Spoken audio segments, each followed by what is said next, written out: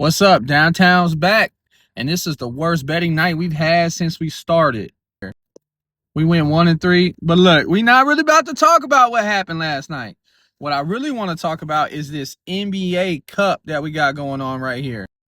I actually love the NBA Cup, and I really love that points are a tiebreaker. So we get to see teams running up on each other at the end of games.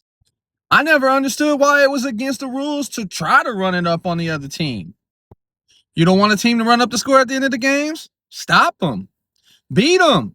Then you don't have to worry about it. What I really want to talk about is these groups, though. I thought I would hate the groups. And I actually kind of really like these groups. And I think it's where the NBA is heading into the future with the groups. If I had to choose one thing I didn't like, though, I don't like how OKC seems to have the easiest group of all the teams. OKC just won the championship. I feel like they should have a harder group. I know it's random, but I would say if it wasn't random, I would like to see it top down. The best teams versus the best teams and the worst teams versus the worst teams. This would just give lower talent teams an actual chance of making it to the finals because, in knockout rounds and the semifinals, one game takes all. And that's what we want to see as fans. High stakes, one game takes all games. The NBA should look more into these tournaments and maybe expand the prizes and incentives. Maybe give the winning team an automatic 6-10 pick or something like that in the draft. Or obviously, if they qualify higher and they get a higher pick, 1-5, they would just keep the higher pick and the second team would get the 6-10. And if they did the same, so on and so forth, all the way down. Also, I think they should make the groups without conferences in mind. It's 2025, 2026. Every team has a private jet right now. Travel really doesn't matter. Or even better yet, get 6 neutral site locations and play those games from November 1st through like December 16th, like they have it going on this way, so that travel isn't that bad. Overall, the idea of the in-season tournament is great to me.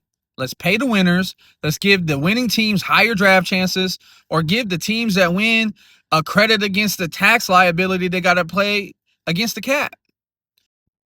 So what do y'all think about the in-season tournament? Do you like them? If so, what do you like about them? If not, what don't you like about them? And if you were Adam Silver, what would you do to try to, bring more popularity and eyes onto the sport? But when we're just looking at these groups, if we look at the West over here, A has got to be the easiest one. And B is probably the hardest here. I know it's cut off here, but you got Minnesota up in A, and that's Dallas, Clippers, Lakers, Grizzlies, Pelicans in B.